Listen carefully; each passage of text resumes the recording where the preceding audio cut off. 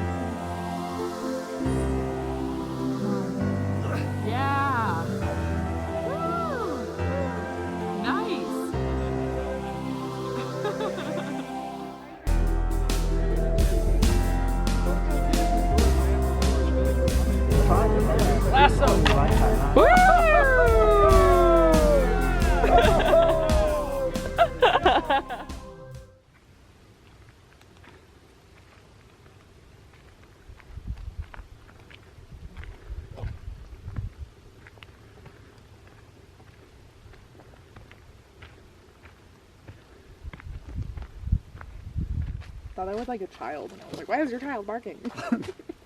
Control them. Sorry. Hey guys.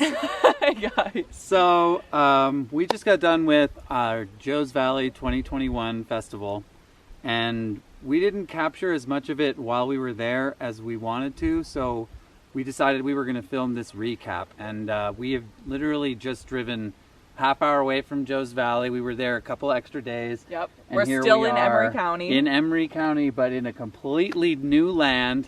And we thought we'd give you guys a quick recap, or not a quick recap actually, but like a play-by-play of the whole experience. Okay, go ahead. I know it's like potentially going to be long, but it was very meaningful to us. If you ever have a chance to go to the Joe's Valley Festival, happens every year, I think in September. It's incredible. I would recommend it. Even if you think you're not that much of a boulderer, just go, just do it. Yeah, I mean, you'll find out through this video that the festival really isn't just about climbing. In fact, it's only a very small percentage about climbing. It's really more about people and community and connecting with them. You know, it's really a wonderful thing. So here we go. Without further ado. So the reason we are here in Emery County is because Adam and I just attended Joe's Valley Festival, which takes place in Orangeville, Castledale area. It's a huge bouldering location, like hotspot. It's got probably countless boulders, and they're like world class, super beautiful in this valley that's been carved out by a river. They've got a reservoir up top, and we've been there. I think this was our 4th time being there. Pretty much every 6 months we go because the weather always gets good and there's good climbing. And this time we were actually a year ago in Joe's Valley at the time of the festival, but we didn't know there was a festival going on. So we kind of like heard about it from people and we're like, what is that? And then we watched Real Rock. I think it's Real Rock 14, and they have a whole short about Joe's Valley Festival, and so we decided, well, we have to go now. Absolutely. We had such a great experience every other time we've gone. We want to be a part of this festival. And the festival itself is kind of a mix between rock climbing and locals, which is a really cool vibe. I've definitely never been to a festival like that. Rock climbers are super welcome in town, and they're just super friendly, super welcoming, and it's definitely been a place that Ab and I feel like is like one of our homes away from home. So that leads us into the festival, I guess. So the festival this year took place in late September, and this was the 7th annual festival that they put on.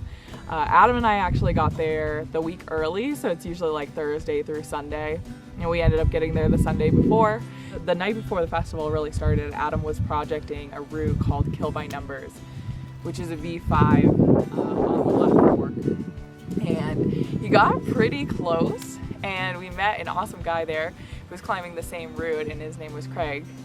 So it was nice. We already started meeting people, and you know, couldn't really climb anymore on that, so we called it a day. And next day we woke up and registered for the festival. But after that, yeah, the festival started, and the first thing it started off with was a motorcycle rodeo, which realistically was like a dirt bike rodeo, but it was still super fun to watch. It was like a lot of the local kids in Emery County, and a couple ATV things there, rode around the barrels, tried to get the fastest time. They did like a partner run too, and then what I thought was the funnest part of it was a slow bike race. I think that was like a crowd favorite. But it's literally, they start and they go to the end of the field or whatever it is, the rodeo course, and you just have to go as slow as possible without putting your foot down. So that was the biggest challenge. And it was just really fun to watch everybody kind of like zigzagging, trying not to hit the ground. It was a great first day. Friday, it was the first full day of events, and they had a few clinics going on. Some of them are ones that locals host, and so we wanted to participate in some of those, and it was a good opportunity since we were already kind of burned out on climbing. And we signed up for one. It was Fishing Joe's with Joe and Joe. So we went up to the reservoir, and we went up to the reservoir with Joe and Joe, who's Jordan. And you know, Joe's up there with his wife, and his whole RV's in the parking lot, and they're just excited for us to show up and start fishing with them. They taught us a bunch of things, how to cast, and we went down to the lake or the reservoir and started fishing, and some people did catch fish. I was not one of them. I caught a crawdad, which was still exciting, and he just kind of like crawled back into the water. But yeah, there was like, I would say quite a few people caught some fish. Some people caught multiple fish. I think they were just in the right spot. But it was just like a blast. It was so fun. We all got to share lunch together afterwards that Joe's wife made. It was like spaghetti and garlic bread and a salad. It was just like super awesome. And it really felt like we were starting to get to know some of the locals too, which is what this event is about. It's not just about climbing. It's about climbing in this area with these people. So that was a really great experience. So Friday night was rodeo night. That's the biggest event for sure. 100% I can say. I think everybody in town was there. And they have rodeo classes. What that ended up being is stations that you can kind of make your rounds at. And one being lassoing, one being riding a horse, supervised obviously. One being that you just get up and sit on a steer. They don't like open the gates or anything like that. They were in the gate, and you could kind of like sit on it and like understand that this is like a very powerful animal underneath you. Such a great experience, and like a little bit of insight into this world that like we're not really a part of. I didn't even grow up around farms. I didn't grow up around ranches. Like, this is such a foreign concept to me. This was literally watching my first rodeo ever. So after you get a little bit of experience, you can decide if you want to participate in the rodeo, which was a hard no for me. Just absolutely not. They have two events. One of them was hide racing, where they have a piece of hide being pulled behind a horse, and it comes around, and you have to jump on it, grab the rope or the hide or whatever you want to grab with your hands, and just ride it out to the ends of the course. Which, you know, they did give you gloves and jackets and all that, so that was good. I mean, it was more tame than the other event, which was steer riding. Adam did both, of course. The steer riding, I don't think he'll ever do that again. You'll have to hear it from him officially. But the steer riding, he actually managed to go the full 8 seconds. I didn't realize you're supposed to stay on the steer for 8 seconds in order for it to be like a full rodeo or... But he did it for the full 8 seconds, and it was not a very easy ride.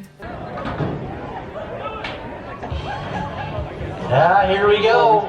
Oh boy! Steer giving him everything he can, but he's staying in the middle. Woo! Oh, he had a feisty one. They say yes, he's gonna get the 8 second time. Yikes. These guys are good though. Oh man, they are. The landing, but getting qualified. Score's gonna make you happy. 72 points. That's gonna be 72. Woohoo!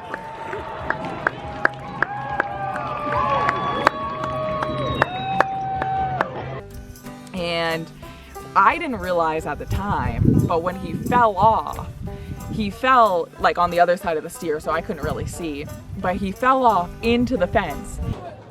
Let's do it. Here we go. Hard bucking little steer, giving him everything he can, but he stayed in the middle. Oh. He's going into the fence, and it's And actually hit his head on the fence. And he didn't go unconscious or anything like that. You know, a cowboy like picked him up and like slapped his hat back on his head and was like, "You're good."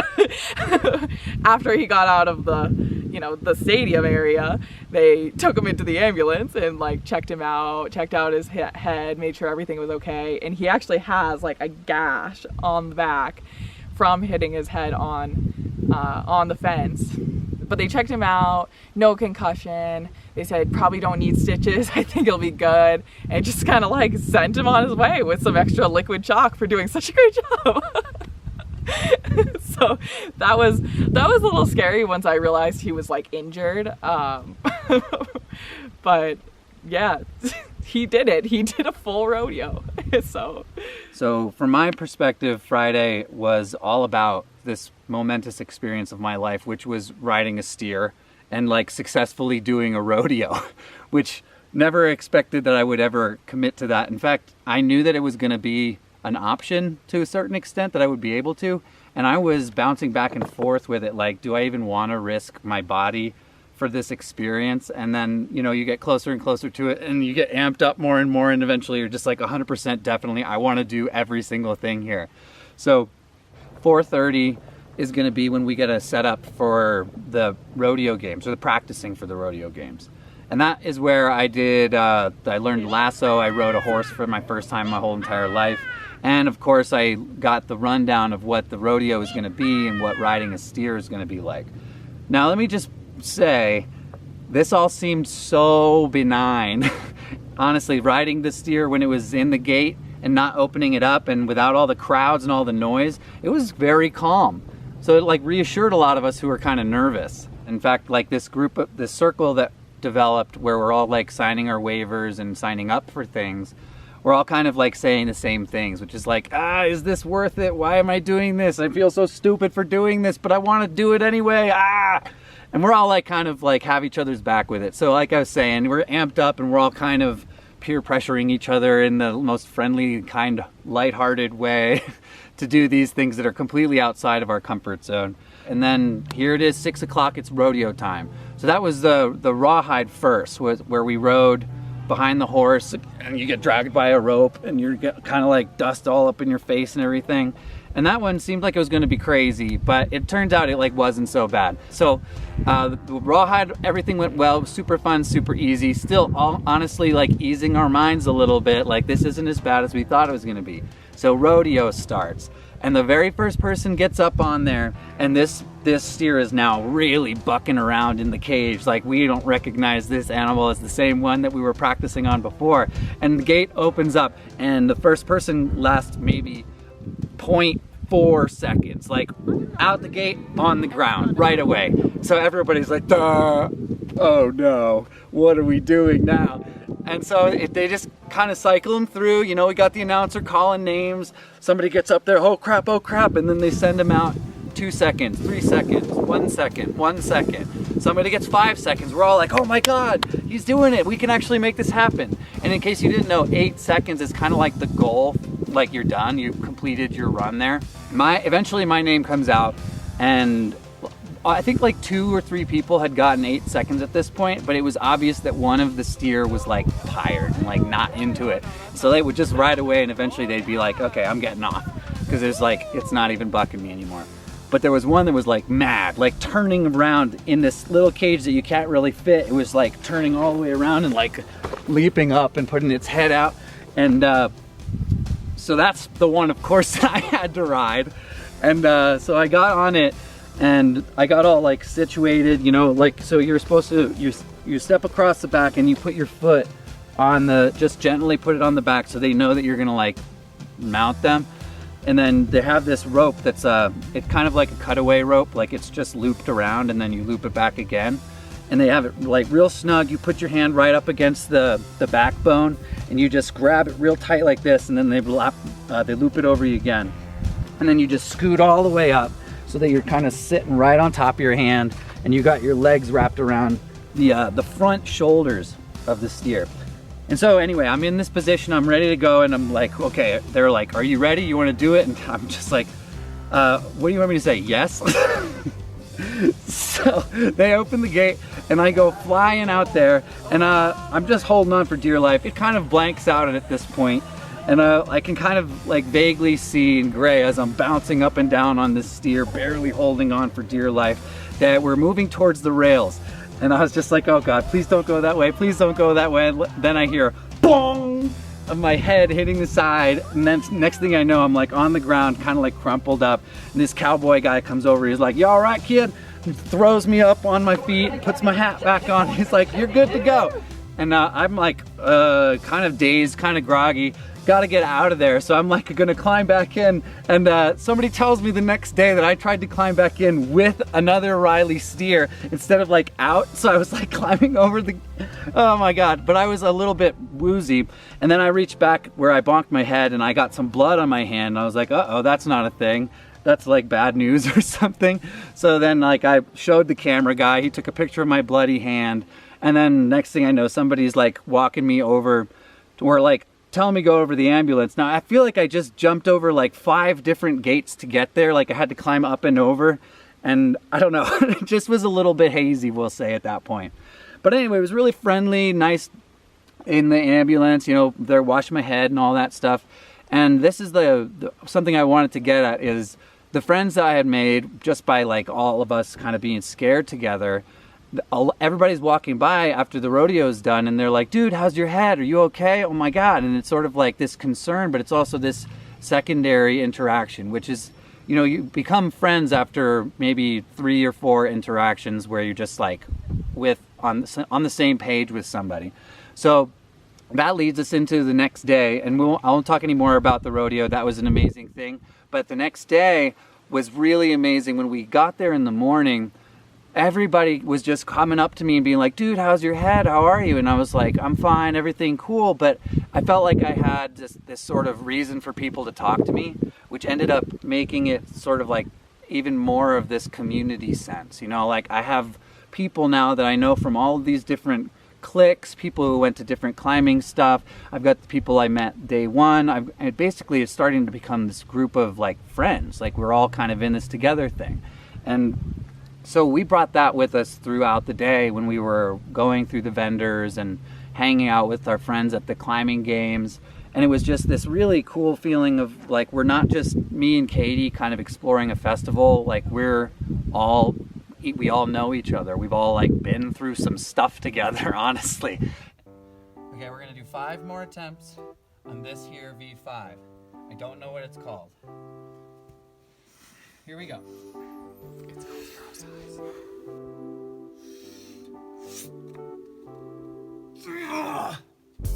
Come on.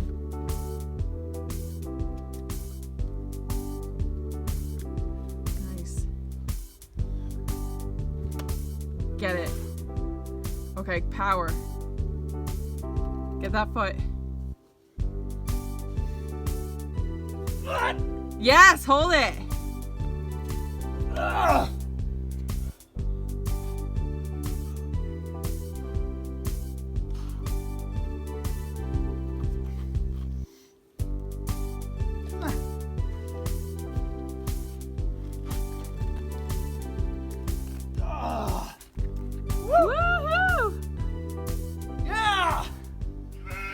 What was Saturday? Climber games. Climber games are Saturday. So climber games are just like kind of an assortment of games they chose out that they think climbers might be good at. So like one of them was table bouldering. So you have to start sitting cross-legged on the table, and then you have to crawl around like underneath the table and back on top of it, sitting cross-legged, first out of the two competitors, but you can't touch the ground or anything like that. If you dab, you're done. So that was an exciting one. Adam participated in that, and he also participated in beam carries. So beam carries were kind of a grip strength test. Same thing, two competitors, they're facing off. Actually, no, it was not two competitors facing off. I take that all back. It was just about how far you could carry these beams. So they had these beams. They basically, for the men, it was two 4x4s like bolted together, and you just had to pinch them and walk. And it was on a volleyball court, so it's very sandy. So you have to walk down and back and down and back, and however many times you can do it. I think the max was like maybe 2.5, like down once. But that was pretty exciting too. Other games they had were crate stacking, was bananas. You actually had a belay for it. I thought that one was really funny. And salmon ladder. They have a salmon ladder set up at the park in town, like permanently. And there might have been like one or two other games that I'm not remembering, but it was just kind of like a time for us, like we've climbed, we've met the locals, we've had our crazy night, and it was kind of a opportunity for everybody to mingle. There was a little bit of a happy hour, so that was really fun. Adam and I had actually had a very brief interaction with Conrad Anker the day before. When we were at the food truck, they had a food truck there. So we went over, got some like nachos, got like a sandwich, went to the picnic table to go sit down, and Conrad shows up again. And he goes to the food truck, and then he comes over to sit with us and have lunch, dinner, whatever time it was. And we literally shared a meal with Conrad Anker, which is probably, I don't know if it wasn't a bucket list item, like it's just because I didn't realize it was a bucket list item. Conrad Anker. Do you know who Conrad Anker is? He's a pretty amazing figure in mountaineering and rock climbing and advocacy and all of these different things. But he's a legend, living legend for me. I don't really do like the celebrity fangirl thing, but I was kind of fangirling because I was trying on some Scarpas, some brand new Scarpas, and they have this little moon board, and I was practicing it. And then Conrad just comes up, and one of the people I was telling you about just came through and was like, "Hey dude, how's your head?" And now this conversation start with Conrad Anker. He's like, "Oh, you hurt your head?" And now like we're bonding over something and like having a more genuine conversation, and like, "Oh, I love Meru, it's the best movie I've ever seen." Because I'm sure he gets that all the time, and like there's only so much you can handle. I mean, it's a compliment, sure, but he's a really down-to-earth guy, and he doesn't like play the celebrity role really at all. So I think it's nice to be able to talk to him as people. And now, so that brief interaction, handshake, I'm like satisfied, that's good for me. I don't need any more. That was already enough. So of course, later on, we're gonna be eating dinner. So we had some vouchers that we used at the food truck. And then here comes Conrad to get some food. We were already sitting down. Some people come up and like, "Oh my God, can I get a picture with you?" Taking selfies and stuff.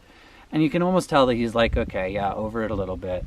And then he's like, we hear him say, he's like, "I'm going to go sit over with those guys and eat some food real quick." And he's pointing at us, and we're like, "Oh my God, is he really going to do that?" So now we have to be cool and not like, not do exactly the thing he was trying to get away from. So we did, and he sat down and we ate some food. We like pulled the other guys over to the table. Everybody like gathered around, and he was sitting on the end. He wasn't even in the middle, and we ended up having more like just everybody having a conversation really. And I think that he was, appreciative of being able to be a member of this conversation rather than leading an interview or being a part of an interview. You know what I mean? So anyway, I thought that was a really wonderful experience and mind blown, satisfaction levels through the roof. And that's all just like completely aside of the festival, but just something really, really cool. So Saturday night ended with a screening of one of the shorts from Real Rock 15, Black Ice. And the reason they showed this, the movie, if you haven't seen it, is about Memphis Rocks, which is a rock climbing gym in downtown Memphis. And it's a completely non-for-profit. They help a lot of like underprivileged kids, adults, everybody in that community. And it kind of has the same vibe that Joe's Valley has, right? Like we're here because we love rock climbing, but we also want to help the community. community too. We want to support the community. We want to get to know the people in the community.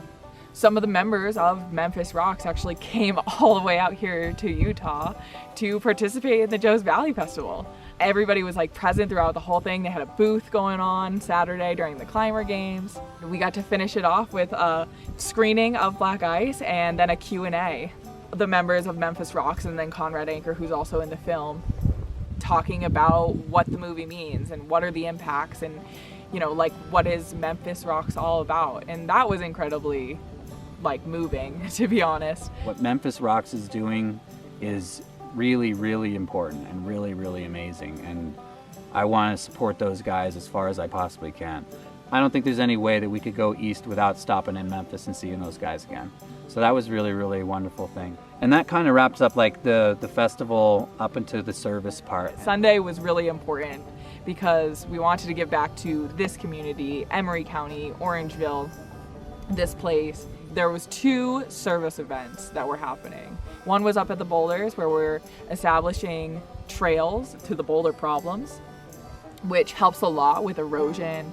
And it helps with people being able to find a path, right? If you don't know where the path is, you might just try to find your way there. And so by doing this, we can have less of an impact on the area.